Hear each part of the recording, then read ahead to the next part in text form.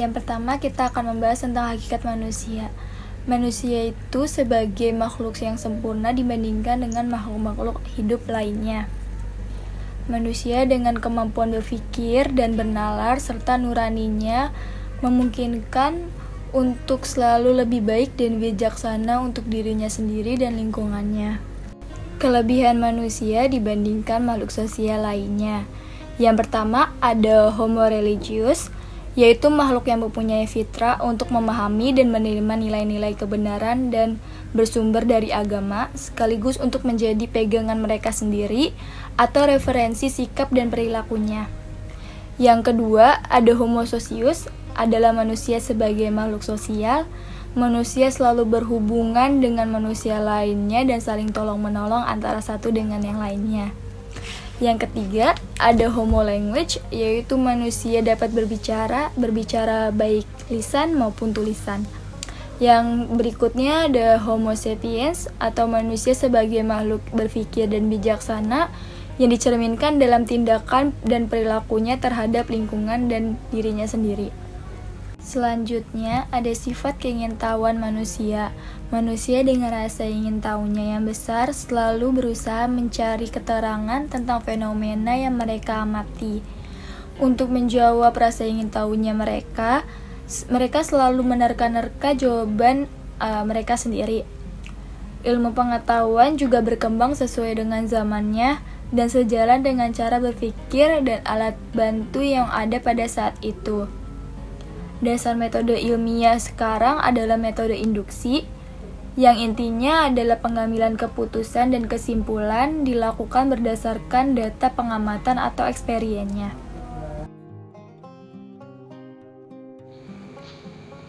Halo, nama saya Ismail dengan NPM 2021 1457 0030. Oke, baiklah. Selanjutnya saya akan melanjutkan pembahasan kelompok kami, perkembangan fisik, sifat, dan pemikiran manusia. Tuhan telah menciptakan dua makhluk, yang satu bersifat anorganis dan yang satunya lagi adalah bersifat organis atau benda hidup. Benda-benda di alam ini akan tunduk pada hukum alam, dan benda hidup akan tunduk pada hukum biologis. Manusia adalah makhluk yang paling sempurna, paling tertinggi, dan lebih sempurna dari hewan, dengan ciri-ciri makhluk hidup di dalamnya yang berakal, ingin tahu, otak yang berkembang, kemauan yang berkembang. Itu merupakan ciri-ciri khas makhluk hidup yang sempurna. Sifat-sifat inilah sifat yang unik bagi makhluk hidup yang bernama manusia. Perkembangan fisik manusia pada dasarnya terjadi pada proses yang pertama kali dimulai dengan proses pembuahan sel yang disebut kromosom, sperma, dan indung telur. Kemudian berubah menjadi zigot, lanjut berkembang menjadi serambi kanan dan serambi kiri atau jantung pada kurang lebih minggu ke-9. Kemudian setelah itu beralih menjadi berbentuk zigot. Kemudian pada minggu ke-18 zigot ini akan mulai terjadi gerakan-gerakan di dalam rahim ibunya. Kemudian pada minggu ke-32 mulailah yang dinamakan proses untuk kelahiran, hingga biasanya pada usia 40 minggu itu adalah usia yang wajar untuk melahirkan. Perkembangan sifat dan pemikiran manusia. Ada dua macam perkembangan dalam pikiran manusia. Perkembangan alam pikiran manusia sejak dilahirkan sampai dengan akhir hayatnya, dan perkembangan alam pikiran manusia sesuai dengan zamannya hingga saat ini. Yang dimaksud adalah perkembangan pada saat zaman purba hingga dewasa ini.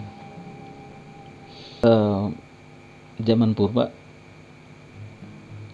manusia itu masih memiliki rasa ingin tahu yang besar walaupun masih terbatas, mulai dari cara hidup yang berpindah-pindah, cara hidup dengan berburu, kemudian mulai menetap menjadi bercocok tanam, bertani, walaupun masih belum sempurna proses pertaniannya, sehingga terus setiap ada perubahan iklim, mereka bergerak mencari tempat baru, namun tidak seperti nomaden pada awal-awalnya zaman purba itu sendiri.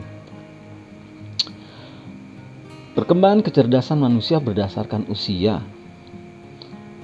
Masa bayi merupakan masa golden age, di mana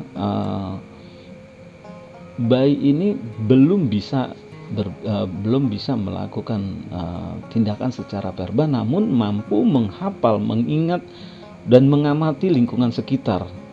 Masa-masa bayi ini disebut juga sebagai masa sensomotorik, di mana usianya kurang lebih antara usia awal sampai dengan 2 tahun. Kemudian masa praoperasional. Praoperasional ini masa kanak-kanak antara 3 sampai dengan 5 tahun. Masih ada yang menyatakan ini sebagai masa golden age, karena di saat-saat inilah saat-saat yang lumayan genting juga, di mana anak-anak harus diberikan pengetahuan yang mendalam, yang kritis, masa-masa kritis. Jangan sampai ada satu hal yang salah bagi pemikirannya yang masih polos. Kemudian masa usia sekolah atau masa operasional nyata, antara usia 6 sampai 12 bulan, 6 sampai 12 tahun, kurang lebih seperti itu.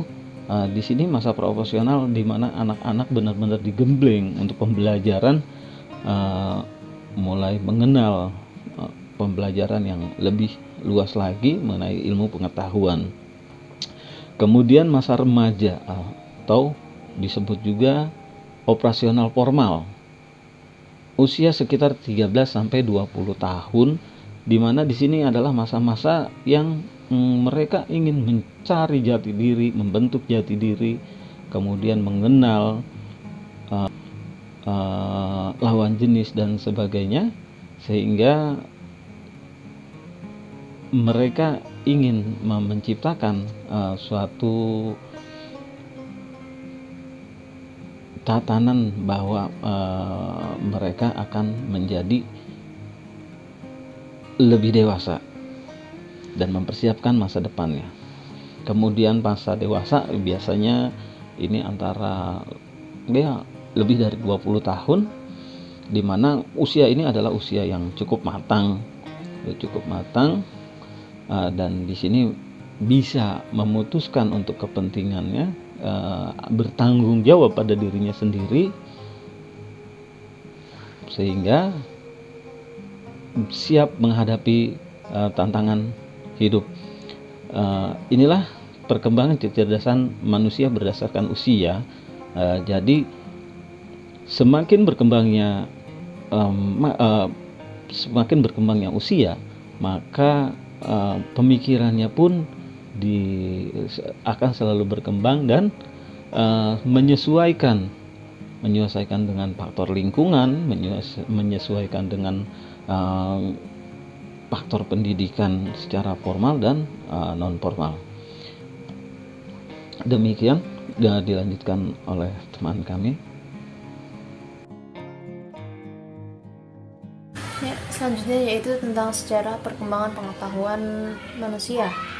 Sejarah pengetahuan yang diperoleh manusia umumnya belajar dari manusia lain dalam mengamati alam sekitar. Menurut Auguste Comte, beliau merupakan seorang pionir ilmu sosiolog, berpendapat bahwa terdapat tiga tahap sejarah perkembangan manusia. Tahap yang pertama yaitu tahap teologis. Tahap teologis adalah tahapan di mana manusia masih beranggapan bahwa semua benda di dunia ini memiliki kekuatan supranatural.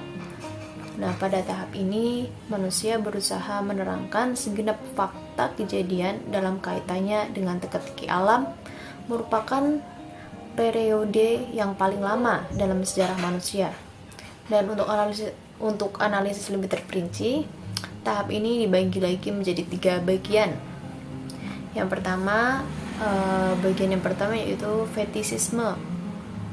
Fetisisme ini merupakan kepercayaan akan adanya kekuatan sakti dalam benda tertentu atau aktivitas tertentu, semacam ilmu gaib. Berikutnya, setelah masyarakat berkembang, berubahlah menjadi tahap politeisme. Tahap ini percaya bahwa yang mengatur dunia ini bukan hanya satu kekuatan atau Tuhan.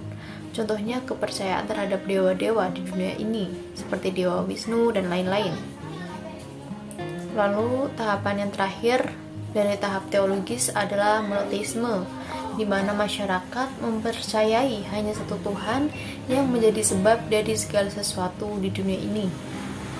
Sebagai ilustrasi, yakni ketika ada fenomena gerhana bulan, masyarakat yang berada pada tahap teologis fetisis ini menganggap bulan telah dimakan Pluto atau raksasa jahat karena kepercayaannya terhadap adanya kekuatan supranatural. Untuk tahap yang kedua yaitu tahap metafisik. Tahap ini adalah tahap transisi dari teologis ke positivis. Nah, karena tahap transisi, maka karakteristik dari tahap ini berada di tengah-tengah di antara positivis dan teologis. Sebagaimana positivis metafisik mulai mencoba untuk melihat hal-hal yang bersifat konkret, tapi penjelasannya masih bersifat abstrak. Tidak sebagaimana positivis mencari penjelasan terhadap segala sesuatu melalui observasi yang bersifat ilmiah dan empiris. Tahap ini tidak. Memang dijelaskan sesuatu sifatnya konkret, tapi penjelasannya masih bersifat abstrak. Abstrak bukan karena kekuatan supranatural, tapi abstrak dalam konteks yang sepenuhnya bersifat duniawi.